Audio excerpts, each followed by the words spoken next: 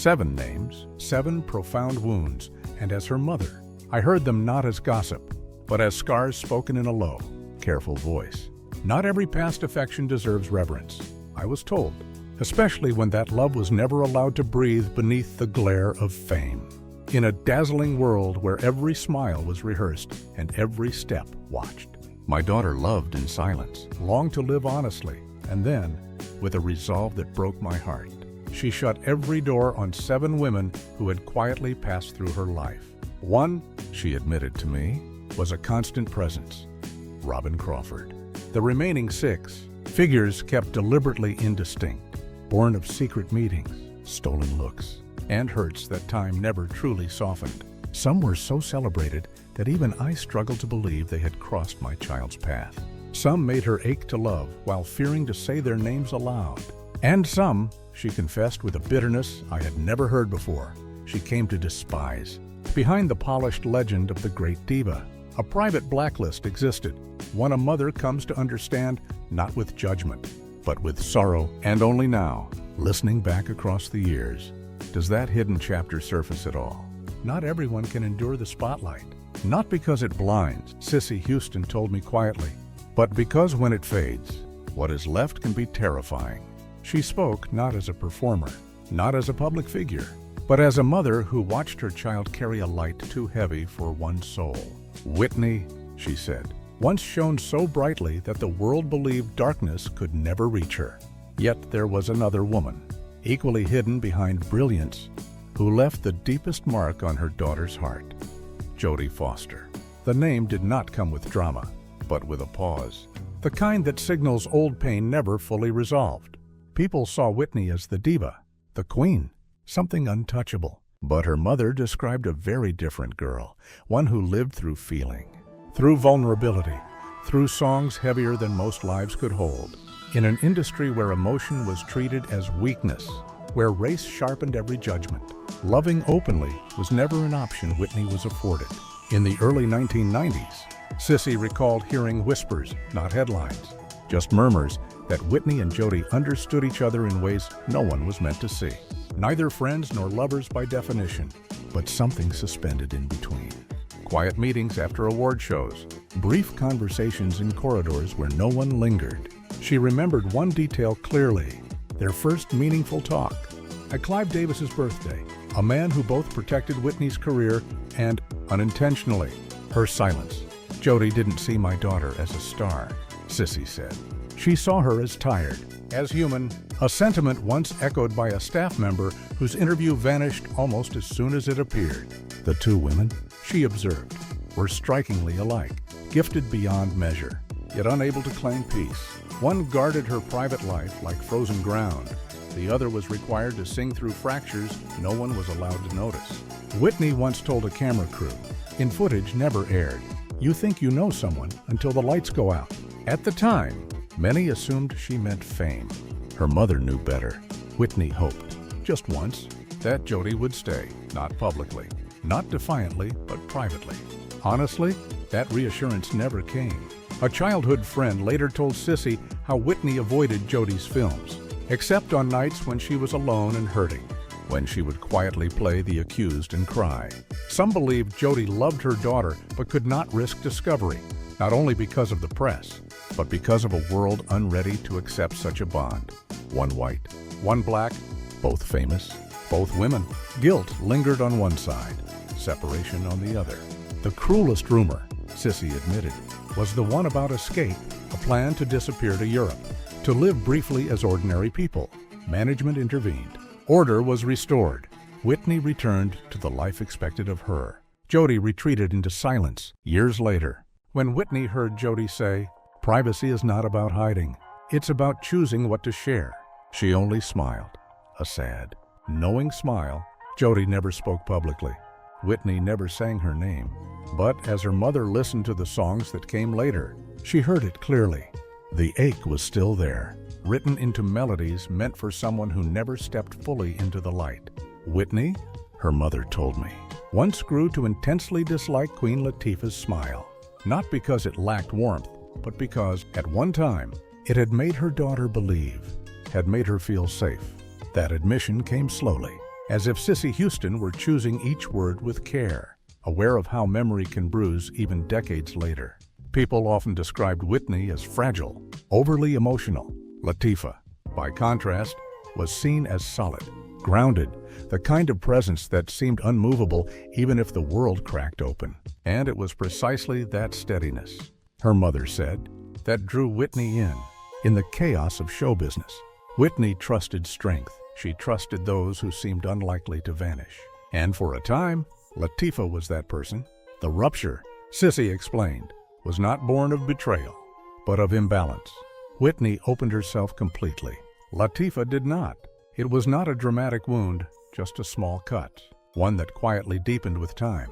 By the early 2000s, rumors circulated, not loudly, but persistently, that the two women were often together, not at premieres or public events, but on discreet trips, Nevada, the Bahamas, places where no one asked questions.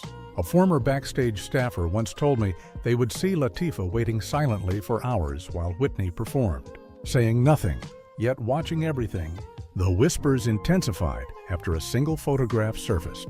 The two by a Miami hotel pool, hair wet, hands intertwined, no paparazzi, no flashbulbs. The image vanished within days. Some said it was quietly reclaimed, conveniently timed with Latifah's rising film career, while Whitney, at the same moment, was fighting public storms of her own. Whitney, her mother said plainly, never forgave that. She never asked Latifah to declare anything publicly. She only needed to know she would not be left alone when the pressure mounted. And when it did, only one of them stood in place. The other chose distance. An industry insider once described a brief backstage encounter at an award show.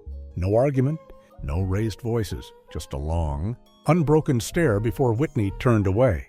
That night, she sang, "It's not right, but it's okay," with a hardness that startled even seasoned observers. The bitterness did not come from deception, but from disappointment stretched over time when someone who once felt like shelter became silence. Years later, Latifah would say, "Everyone has chapters they don't read aloud." A thoughtful phrase, perhaps, but to Whitney, her mother believed, it sounded like avoidance, not philosophy.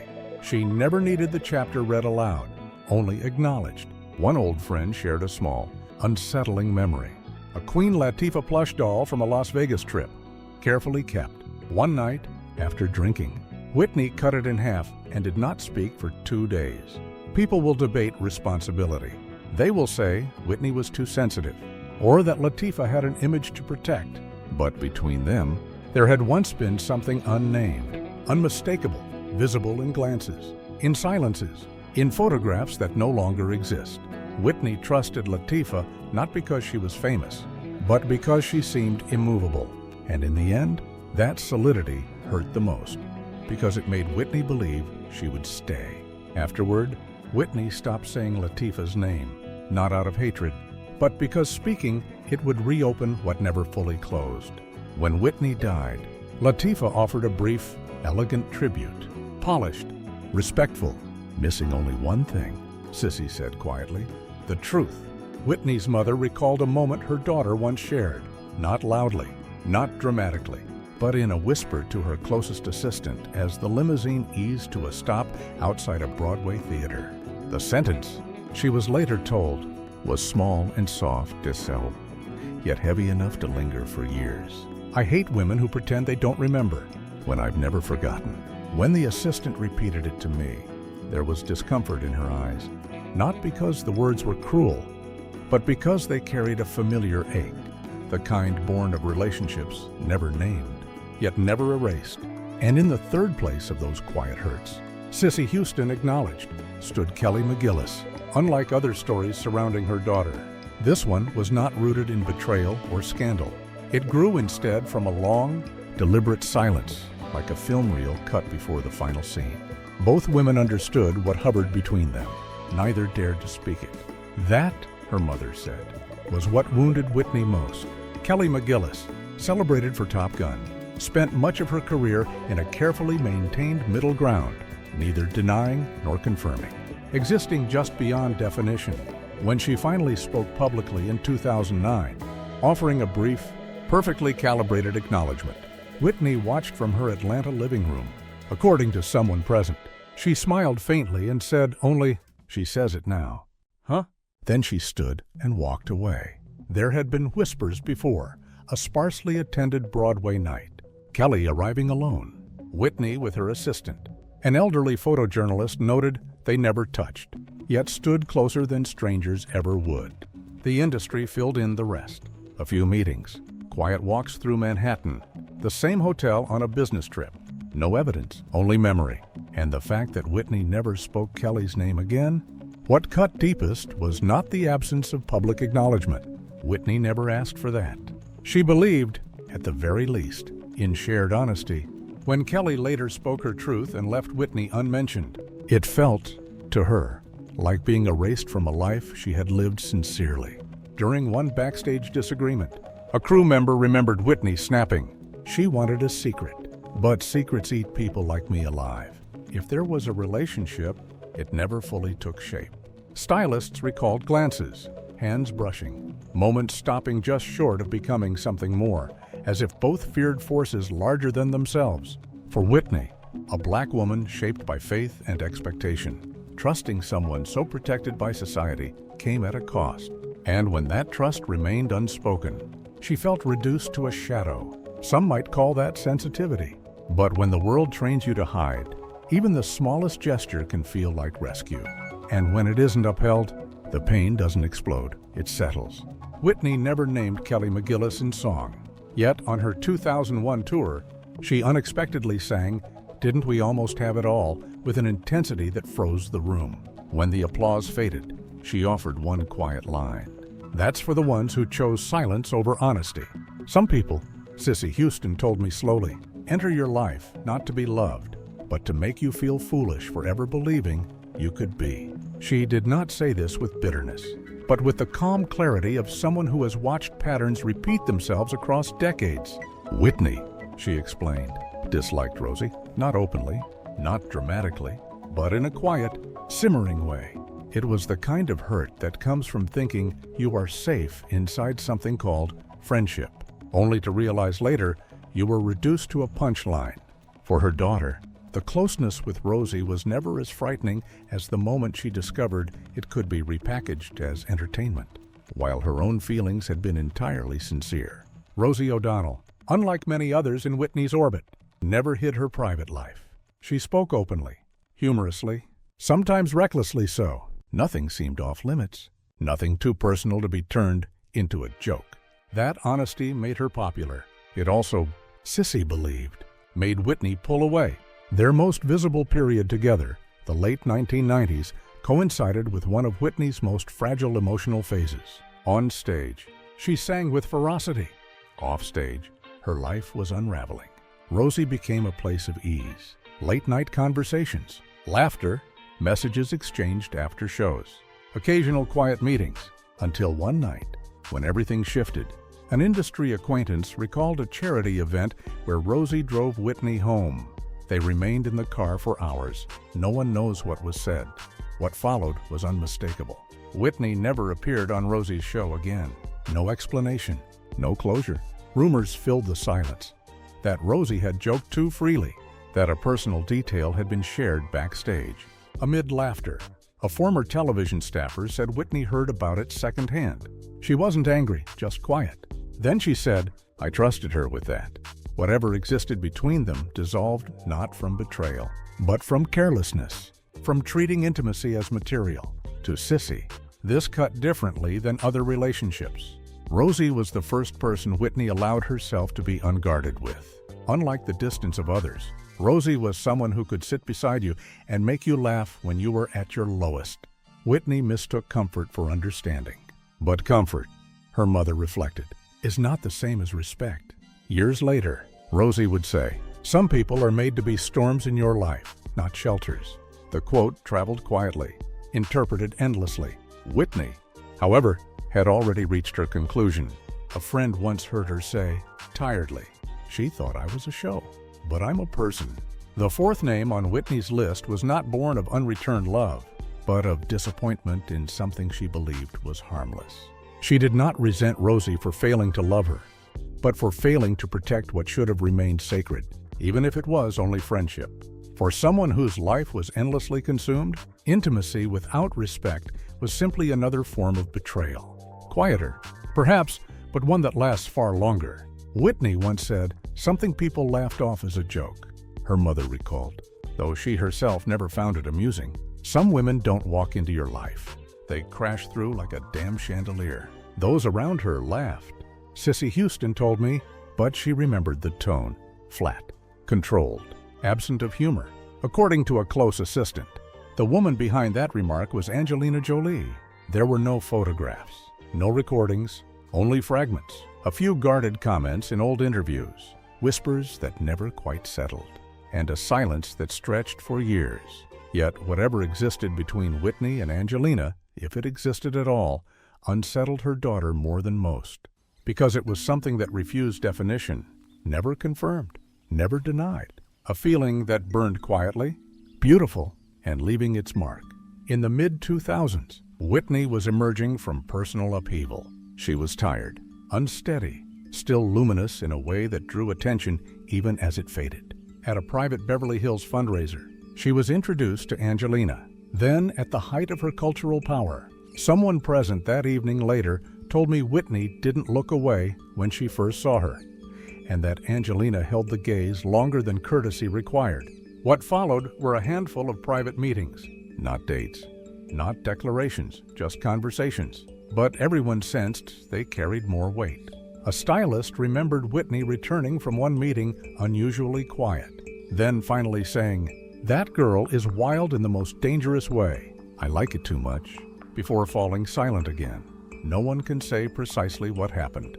An unofficial source suggested a single evening spent at a secluded Laurel Canyon villa after one of Angelina's film shoots. And then, abruptly, nothing?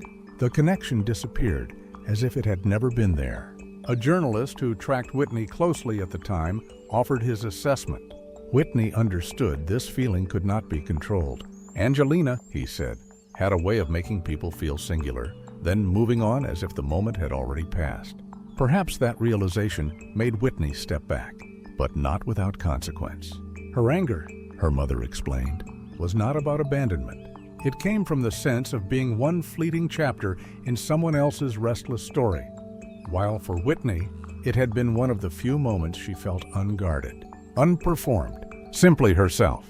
"She made me feel real. That's why I hated her after," Whitney once wrote in a private journal later found in her Atlanta home. Angelina never confirmed anything. When asked broadly about love years later, she offered a carefully open statement about energy mattering more than gender, vague enough to deflect scrutiny, precise enough to leave others unnamed. Whitney was deeply sensitive to erasure. She never demanded public acknowledgement, but she could not accept being treated as though she had never existed. And according to those closest to her, Angelina was the one person who made her feel like a detail in someone else's untitled journey. Angelina's life is a hurricane. Whitney once said, "You don't walk with hurricanes, you just get blown away." Industry observers often remarked on Angelina's pull, especially on people already hurting. She didn't promise healing or safety. She offered recognition, briefly. And perhaps that was what Whitney, at her most vulnerable, could not resist. In the end, Whitney loved completely. She never understood affection without gravity, closeness without meaning. And when she realized this was never meant to be held onto, she turned that disappointment inward, not because anyone had wronged her, but because she had allowed herself to hope. They had not looked at each other since that last encounter at a small art showcase on the Lower East Side. A New York night when rain kept falling, not heavy enough to hide the discomfort, yet persistent enough to make it linger. Sissy Houston remembered how it was later described to her. Tessa walked past Whitney without pausing, without a nod, without even a glance, leaving behind only the faint trace of perfume, like steam rising from a forgotten cup of tea. What unsettled Whitney most was not the dismissal itself, but the deeper sense of being left behind, especially when she had been the one to open the door first. From the beginning, the timing was wrong. Tessa was then an unfamiliar figure, a drifting presence in the underground art world. moving through poetry bars and free jazz spaces where identity was discussed more than defined. Whitney, even while struggling privately, remained too visible, too established, too impossible to ignore. Someone from that scene once told me that the way Tessa spoke made Whitney feel as though she were listening to instrumental music, unpredictable, unresolved, yet impossible to turn away from. It was never a connection meant for public view. How could it be? When one woman was pursued relentlessly by cameras, while the other was still finding footing in small Manhattan productions. And yet, they found moments. Quiet dinners after shows, long nights in empty parks. Phone calls stretching more than an hour just to dissect an obscure instrumental passage in an old Sarah Vaughan recording. A member of Whitney's team recalled her calling Tessa a jazz note I could never place on the sheet. But ambiguity, her mother explained, was something Whitney could not endure. She lived by instinct, but she needed clarity. Tessa, by contrast, embodied fluidity, resistant to labels, uninterested in definition. Years later, in an interview, Tessa would say she was drawn to people, not categories, neither hiding nor announcing herself. To many, it sounded gentle. To Whitney, it felt like erasure. She did not need spectacle, only acknowledgement. The fracture came quietly. Tessa declined to attend a charity event Whitney organized. No explanation, just a message saying she couldn't be that person right then. After that, they never truly met each other's eyes again. A longtime producer remembered Whitney's frustration clearly. She despised vagueness more than dishonesty. For her, there was only yes or no, never maybe. In a later recording session, she altered a lyric mid-song. Don't jazz me up if you're just passing through. No one asked what it meant. Everyone understood. As Tessa's career grew and rumors circulated online, people repeated the phrase about the unpredictable jazz note. Whether it was true mattered less than the look Whitney carried whenever the name surfaced. Hesitant, wounded, unresolved. Of all the people who caused her pain, Sissy reflected, Tessa was not the most blamed, yet she left the deepest mark, not through betrayal, but through indefinition. For someone who could command a stage and still feel alone, the hardest wound was not separation.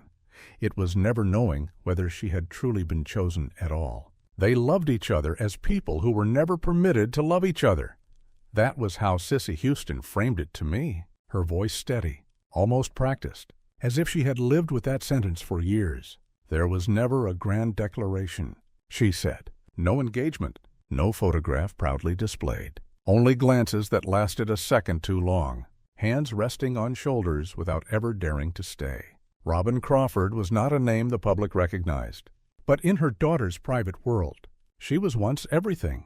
And that, Sissy reflected, was the deepest cruelty. Loving the one person you could never openly reach for. Unlike the others, brief sparks and whispered rumors, Robin was real. Their bond was real, and the pain was real enough that it needed no embellishment. Sissy had read Robin's memoir, A Song for You. Slowly, carefully, she remembered the passage where Robin described their closeness beginning early, before fame hardened the rules. It was not passion at first, but something quieter, sturdier, built on presence. We were everything to each other. Robin wrote, we didn't need the world to know, because we knew. But the world, Sissy said plainly, would never allow it. Two black women, one rising into superstardom, there was no space for such a truth. As Whitney's fame grew, every gesture became measured, every association weighed. The cost of honesty was too high. Both women understood this. They chose silence to protect each other, and that silence, in her mother's eyes, was its own kind of burial. People often say Robin was the one person Whitney never truly let go of. Even after their relationship changed, Robin remained backstage, in studios, quietly present when Whitney was weakest. The love didn't vanish, it stepped aside. A former colleague once told me he watched Whitney sit in a studio, staring at Robin, working across the room. That wasn't the look of a friend, he said. That was unfinished love. Robin never hurt Whitney, and that, Sissy admitted, was precisely why it hurt the most. It wasn't broken. It was stored away. One line from Robin's book stayed with her. Whitney knew how to love, but she was taught to hide it. In another world, Sissy imagined they might have grown old together, argued over coffee, walked freely through life. But this was not that world. Robin stayed as best friend. Whitney carried the distance as the price of survival. People ask who caused Whitney the most pain. Her mother didn't hesitate. It wasn't the fleeting names. It was Robin, the one who stayed, but was never allowed to be named. And when Whitney died, Robin said nothing sensational. She blamed no one. She told no stories. She simply remembered, quietly, carefully, the way they had loved, like a song without a chorus, still echoing long after it ended. Whitney Houston, her mother told me, was never only a legendary voice. She was the reflection of an entire generation raised in brilliance, yet confined by rules that were never spoken aloud. The 7 women whose names surfaced over the years, some public, some known only in whispers, were not scandals to be counted, but fragments of a life Whitney was never allowed to fully claim as her own. Her capacity for love was never in question. What was denied was the freedom to live it openly. Each of those women, from Robin Crawford, the constant presence who knew her beyond the stage, to figures whose names later carried their own mythology, became pauses in an unfinished composition. As her mother put it, they were not chapters with endings, but ellipses in a life always interrupted. The full truth, she acknowledged, may never be recovered. Too much was lived in silence, too much softened by time and grief. What endures are the emotions, and the quiet ache of knowing that Whitney was permitted to sing about love with unmatched power, yet rarely allowed to inhabit it without fear. Listening to her mother now, at 80, one understands that the tragedy was never about who Whitney loved. It was about how much of herself she was asked to withhold. And that, perhaps, is the sorrow that still lingers longest.